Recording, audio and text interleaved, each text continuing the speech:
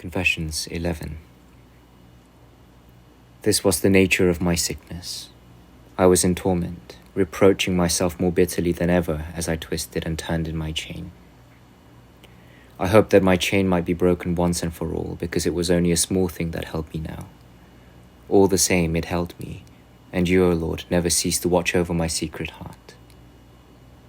In your stern mercy you lashed me with the twin scourge of fear and shame in case I should give way once more, and the worn and slender remnant of my chain should not be broken, but gain new strength and bind me all the faster. In my heart I kept saying, let it be now, let it be now. And merely by saying this I was on the point of making the resolution. I was on the point of making it, but I did not succeed. Yet I did not fall back into my old state. I stood on the brink of resolution, waiting to take fresh breath. I tried again and came a little nearer to my goal, and then a little nearer still, so that I could almost reach out and grasp it. But I did not reach it. I could not reach out to it or grasp it because I held back from the step by which I should die to death and become alive to life. My lower instincts, which had taken firm hold of me, were stronger than the higher, which were untried. And the closer I came to the moment which was to mark the great change in me, the more I shrank from it in horror. But it did not drive me back or turn me from my purpose. It merely left me hanging in suspense. I was held back by mere trifles, the most paltry inanities, all my old attachments. They plucked at my garment of flesh and whispered, "Are you going to dismiss us? From this moment, we shall never be with you again forever and ever. From this moment, you will never again be allowed to do this thing or that forevermore." What was it, my God, that they meant when they whispered this thing or that? Things so sordid and so shameful that I beg you in your mercy to keep the soul of your servant free from them. These voices, as I heard them, seemed less than half as loud as they had been before. They no longer barred my way, blatantly contradictory, but their mutterings seemed to reach me from behind, as though they were stealthily plucking at my back, trying to make me turn my head when I wanted to go forward.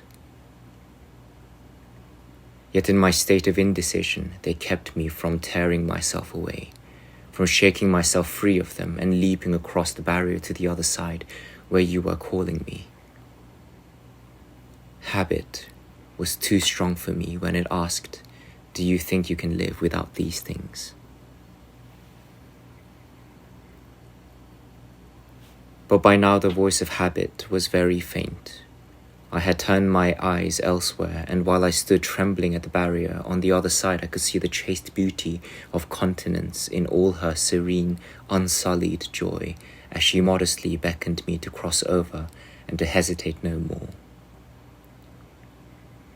She stretched out loving hands to welcome and embrace me, holding up a host of good examples to my sight. With her were countless boys and girls, great numbers of the young and people of all ages, staid widows and women still virgins in old age. And in their midst was Continence herself, not barren, but a fruitful mother of children, of joys born of you, O Lord, her spouse. She smiled at me to give me courage, as though she were saying, "Can you not do what these men and these women do? Do you think they find the strength to do it in themselves and not in the Lord their God?" It was the Lord their God who gave me to them. Why do you try to stand in your own strength and fail? Cast yourself upon God and have no fear. He will not shrink away and let you fall. Cast yourself upon him without fear, for he will welcome you and cure you of your ills.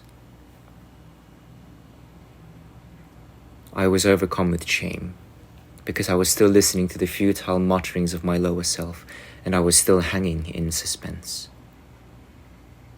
And again, Continence seemed to say, "Close your ears to the unclean whispers of your body, so that it may be mortified. It tells you of things that delight you, but not such things as the law of the Lord your God has to tell." In this way I wrangled with myself in my own heart about my own self, and all the while Alypius stayed at my side, silently awaiting the outcome of this agitation that was new in me.